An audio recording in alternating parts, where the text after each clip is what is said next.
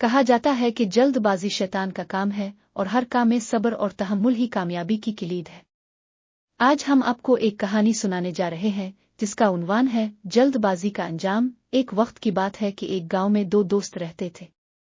ان میں سے ایک کا نام راشد اور دوسرے کا نام احمد تھا۔ دونوں دوست بہت چالاک اور ذہین تھے، مگر راشد کو ہمیشہ دوسروں سے جلد بازی کرنے کی عادت تھی۔ ایک دن دونوں دوستوں نے فیصلہ کیا کہ وہ پہاڑ کی چوٹی پر جا کر وہاں سے نظارہ کریں گے۔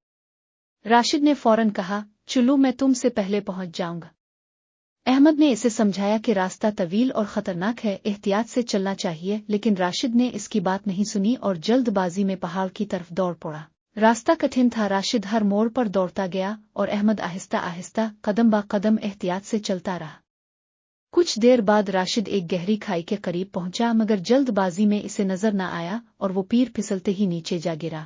ادھر احمد جو احتیاط سے چل رہا تھا، راشد کو گرتے ہوئے دیکھ کر فوراً رک گیا اور مدد کے لیے گاؤں والوں کو بلایا۔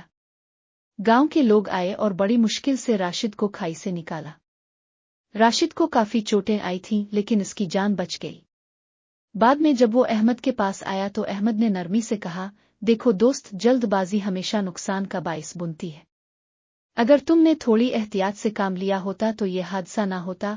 راشد نے احمد کی بات سمجھ لی اور وعدہ کیا کہ وہ آئندہ کبھی جلد بازی نہیں کرے گا۔ سبق: جلد بازی ہمیشہ نقصان کا باعث بنتی ہے۔